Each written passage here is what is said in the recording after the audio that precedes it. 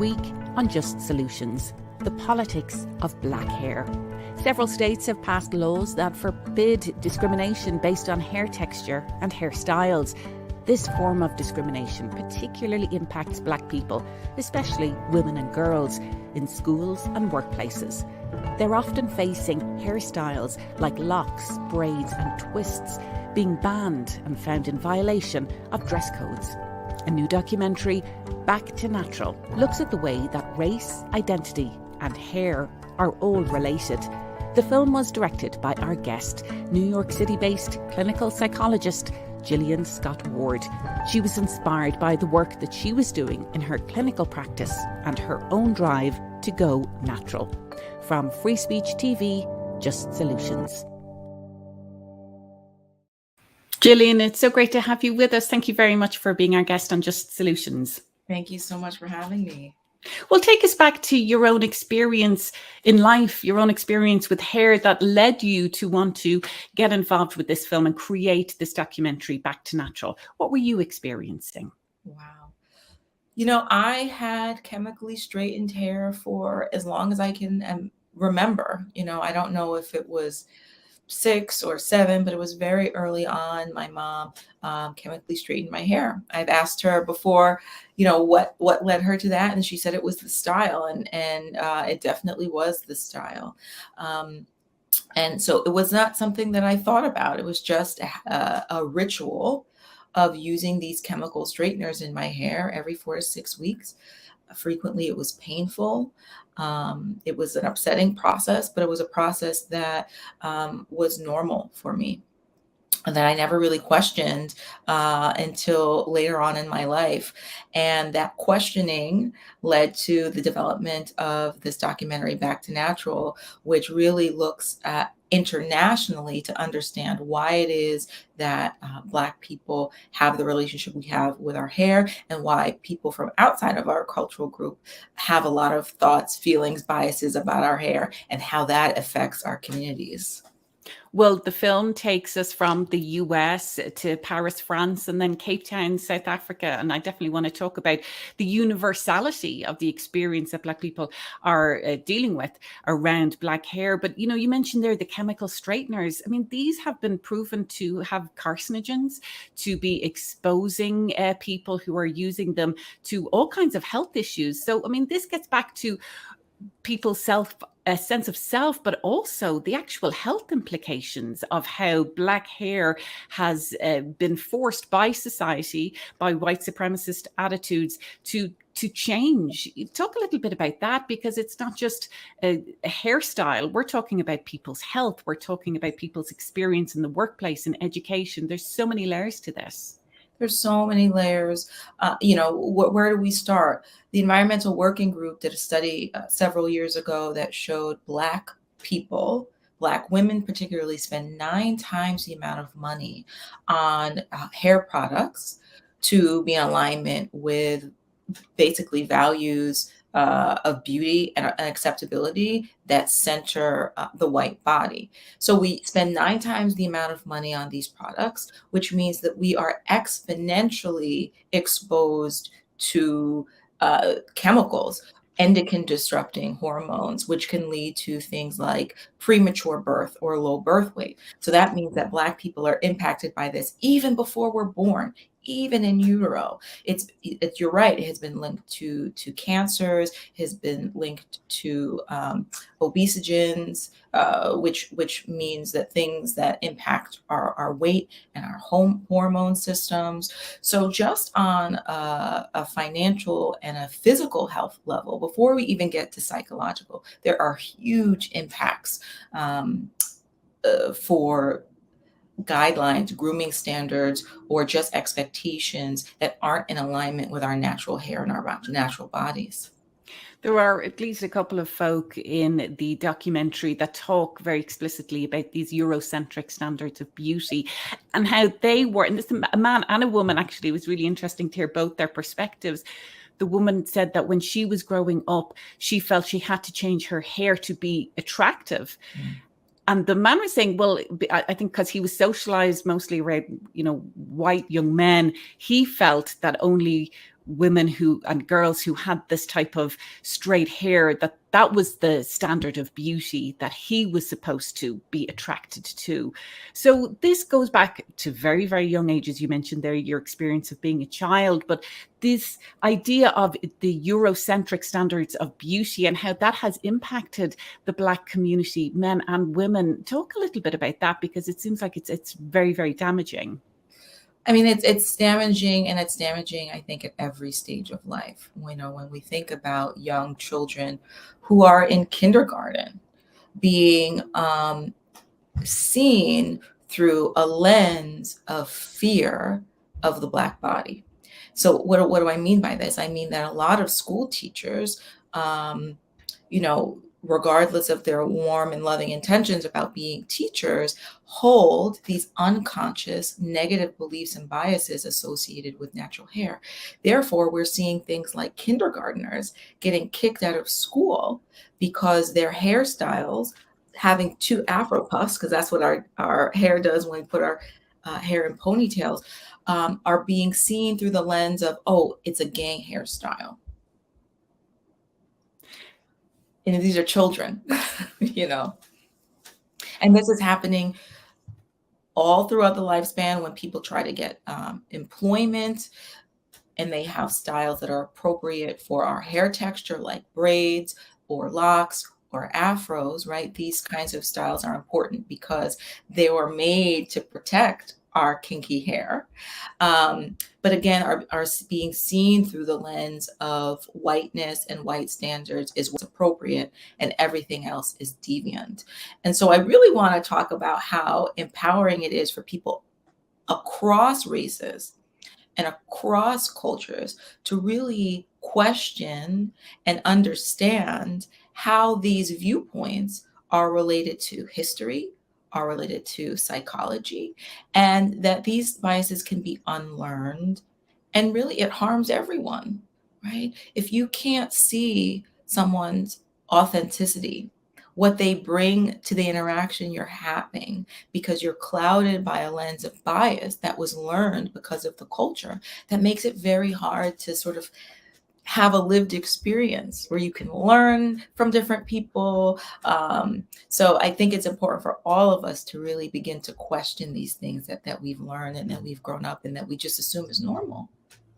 Well, let's talk a little bit about the history of this, because I know in the film we see how in the 1960s and the civil rights movement, there really was that embrace of natural hair. In fact, Malcolm X asked people to question, who taught you to hate the texture of your hair? We see these beautiful images, from that era. But what is the history of this, and how Black hair had come to be policed and politicized, and bringing that up to where we are right now, where we're seeing legislation being passed in different states. There's some federal legislation as well that we'll talk about. But the history of this, how did we get to this point?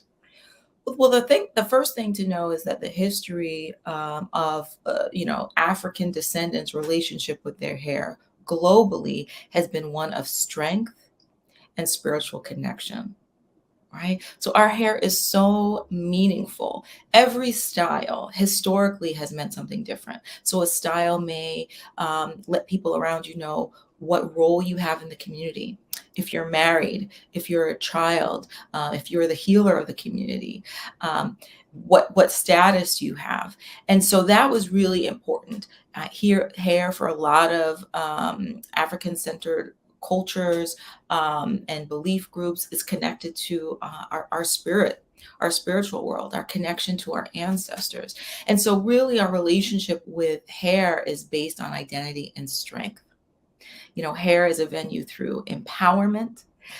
And unfortunately, what we have seen was when, you had to convince the masses that Black people deserve to be treated like animals, basically, to be enslaved. You had to convince people that who Black people were was not human, and was inferior.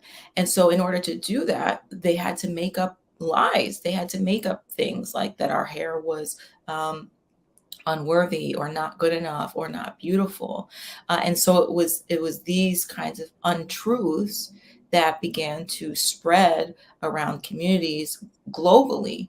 And this is what we are trying to address now, is kind of going back to people being able to see our hair as part of our identity, and part of our strength, and allowing other cultures to understand the meaning of that as well. Well, you talk there about how this is really a global issue. And in your documentary, Back to Natural, you take us to France, you take us to Paris. You have an interview there with a salon hairstylist in Paris, talking about people who want to come in and have requesting these hairstyles because of actually social media that has really opened the door for people to embrace natural hair. But then you take us to Cape Town, South Africa. So talk a little bit about the the universality of this experience about black hair. What did you find out in France and in South Africa? I probably naively shocked about how similar people's experiences were, regardless of where, they are in the world. It's hard to know where to start, but I think touching down in South Africa, this is the first time I had been on the African continent. I was so excited to see what that experience was like. And one of the first thing I noticed when I got out of the plane is that people were giving me looks of disapproval because I had natural hair. And so that was really shocking to me, that even on the continent, there are in some places some remnants of the colonial ideals and mentality that can look down on natural hair. And then, France, maybe it wasn't as surprising because it's Europe, but I think the most surprising thing to me was when we found out that in styling school, in the school where you learn to do hair, in the textbook, and you'll see this in the film, in the textbook, they say that this kind of hair is the result of a disease. So that's what we're teaching, stylists.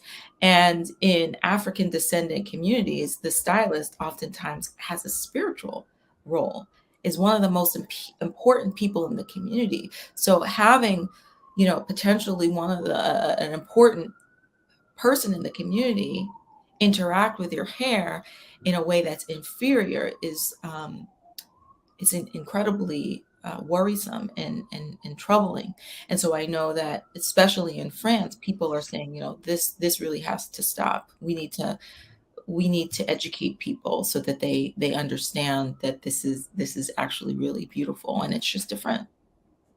Well, we'd love to hear from our viewers. Let us know where you're watching, what your thoughts are on this issue. Is this something that you've ever actually thought about, or maybe you have experienced this directly? And Free Speech TV is delighted to be bringing you the network premiere of Back to Natural on July 14th. So you'll get an opportunity to see this documentary as well. But let us know your thoughts on this issue. Engage with us on social media. Well, this goes far beyond everything we're talking about in terms of how society makes people feel about their hair. There are very real legal issues about this. And we mentioned there are laws being passed in different states. I think California back in 2019 was the first state to pass what are broadly being referred to as the Crown Act. And that refers to creating a respectful and open world for natural hair act. Several other states, including Colorado and several Western states, have subsequently passed legislation, including New York. But there is an effort at a federal level to have this passed. It was passed by the House back in March and needs to go to the Senate. Tell us about these laws and the need for them, because there are very real issues in terms of discrimination. People, and it's usually Black women, because they're at the intersection of racism and sexism, but usually Black women in the workplace are being told that they can't advance in their careers, being denied jobs, being sent home from work and told to change their hairstyles. So there are very real needs to have these pieces of legislation. What is happening that we need to pass the Crown Act? Right. Well, this is really important because, this is one of the very many issues about bodily autonomy. And so when I was doing this film, one of the things I couldn't really understand was, why was this legal? Why was it okay for people to be discriminated against because of their hair? So I spoke to a lot of lawyers, and what I had realized was that there's something called an immutable characteristic. So what this means is, if this is something that you can change by law, your employer, your school, they can ask you to change it. So when it comes to race, your skin color, they can't ask you to change. So they can't discriminate against you because of that. But because I think there's a lot of lack of knowledge about what it takes to actually change this texture into a straight hair texture, the law says you can just change your hair. So we can ask you to do so. So what these laws or these guidelines allow for is to say that the texture of our hair is inextricably connected to our race, and therefore you can't ask someone to change it. And so that's why it's really important that we are connecting the texture of our hair and hairstyles that support the health and beauty of that texture is connected to race, therefore would be racial discrimination to discriminate against hair. So that's really, really powerful. I think that's going to enable people to sit down and really think about how to make their schools compliant, how to make their organizations compliant. And then with that, sort of allowing people to have, workshops or educational experiences where they can begin to unpack, understand their bias, and have a real culture change. It's one thing to change laws, but it's another task, I think, to change attitudes. And a lot of the barriers are that it is in professional circles, there are dress codes in place that often discriminate specifically around Black hairstyles. And so how much do we need to have more representation with natural hairstyles so that folks can see that this is something that is out there? I mean, talk a little bit about that, the need to have increased representation, because we also need to change attitudes. I mean, if we can change laws, we still need to change attitudes where people feel that they can wear natural hairstyles. Yeah. We absolutely need to have people understand what natural hair is. I think a lot of people associate naturally textured hair with taking a particular stand. I think that it could be scary or overwhelming for people. And so we just need some education around that. And one of the things that I've been doing with the film is doing healing workshops. And so that's healing workshops across racial, ethnic group, and help people understanding what they learned growing up about their natural hair, asking them to compassionately reflect on what their bodies do when they see natural hair. I remember asking someone once, really tune into your body. What happens when you see my natural hair? And their authentic response was that my heart races. I feel shortness of breath. And so what they realized was that there was a fear response. That's what they had learned, to have a fear response. And so we need to help people understand that, one, how do you respond when you see people of color? Tune into your body and begin to question that. All right, begin to breathe, begin to ground yourself, and understand that that is part of where the healing also comes from, is beginning to understand your automatic reactions and learning how to respond really differently, exposing yourself to different types of hair types. So it's normal and it's not something that you only see sometimes. I really encourage people to look on their social media feeds. What do you see in terms of hair texture or skin type or body type on your social media feed? Think about ways to reprogram your mind. And that is one of the very many ways that we can work on healing all of our challenges with natural hair. I'd like to talk a little bit more about the impact and what you have seen, particularly when we are having children, you mentioned there, kindergartners being sent home because their hairstyle isn't deemed to be appropriate or is in violation of a school dress code.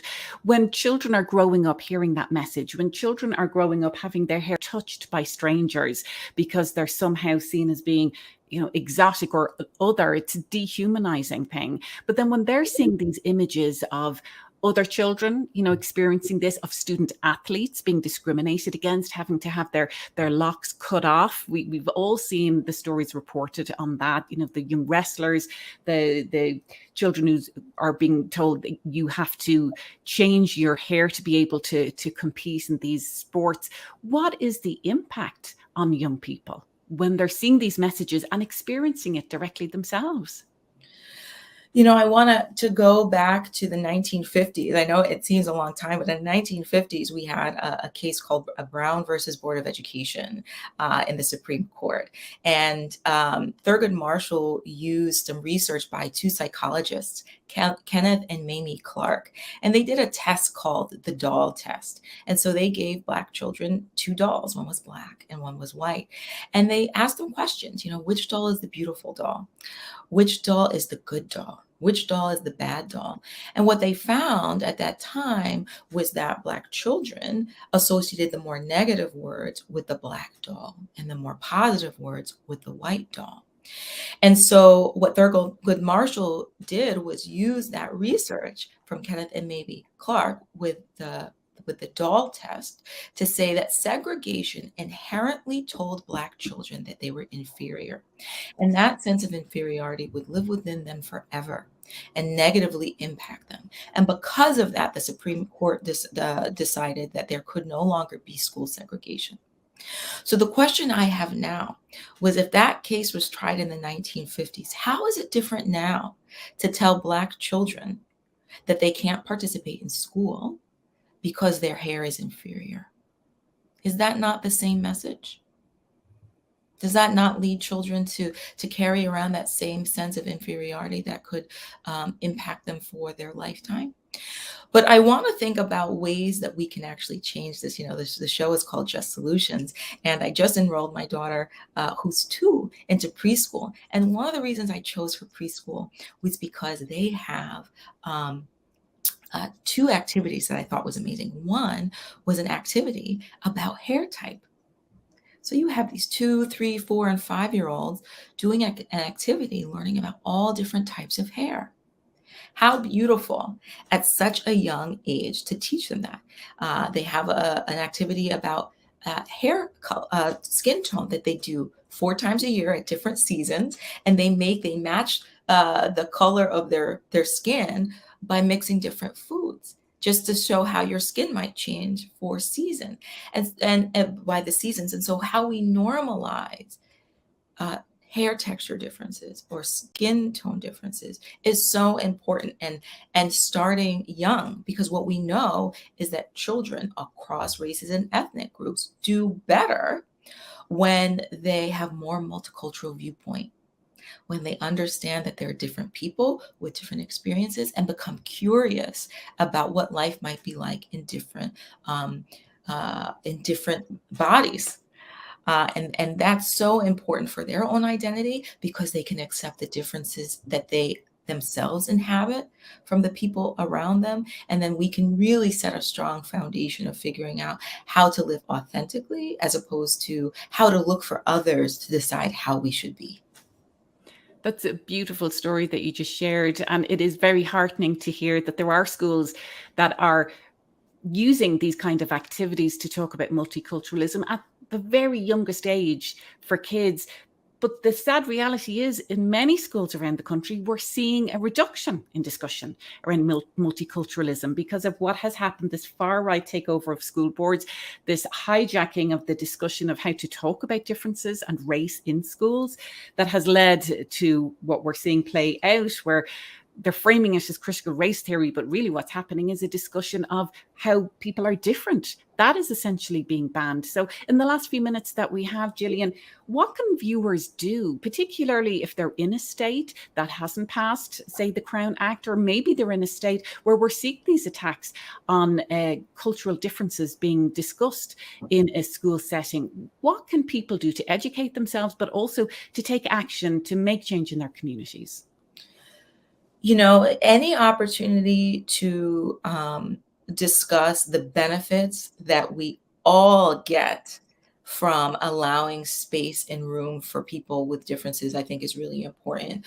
I love studies. So providing studies to your school board, I really do think that that's really difficult to not pay attention to, that actually being able to think critically and take it's called a perspective shift, is actually better for all of our mental health and our development. It's not good on the physical body if every time you experience someone different or see someone different, you go into a high alert stress response, right? That's encouraging people to live in a fear state, to live in a panic state. I think that's why you also see this proliferation of guns, because we've become very afraid of each other, afraid of difference. And so we become hyper vigilant about our safety. And I think we take extreme measures to be safe in ways that actually don't make sense and make us less safe. So I think having people really understand that it actually makes us healthier human beings, more balanced human beings, when we allow ourselves to understand that difference is not scary, and that difference helps us function in the world. Now, the documentary has had public screenings all really around the country. And as you said there, that you're also following up with these discussion groups to have people examine their own personal attitudes. So what reaction have you had to the film? We've been doing healing workshops with our screenings really internationally, and the reactions are strong. I'll say strong on a lot of different sides. I think it's really powerful to have people have emotional breakthroughs where they can, again, compassionately understand their experience with hair, understand how their family histories played a part into either the relationship with their own hair or how they respond to the natural hair of other people. One of the things I do is I teach body-based skills to help people learn how to manage their stress response so they can be grounded when they come across people who are different or experiences are different, which I think is really, really important. I think everybody could benefit from practicing some of that. And it's just really an opportunity to ask ourselves, what does it mean to be authentic? What does it mean to live in alignment? And what are ways that I can help myself do that and the people around me? Because it makes our society and community better. Well, Gillian Scott Ward, it has been so great to have you as a guest on Just Solutions. Thank you so much for being with us. Thank you so much. And we are delighted to have Free Speech TV bringing you the documentary Back to Natural, which explores all of these issues. It premieres on July 14th, but you can catch it many other times as well. Find out more at freespeech.org. And don't forget that you can subscribe to the Just Solutions podcast, wherever you get your podcasts, so you never miss an episode. And join us at same time, same place next week for another conversation on Free Speech TV's Just Solutions.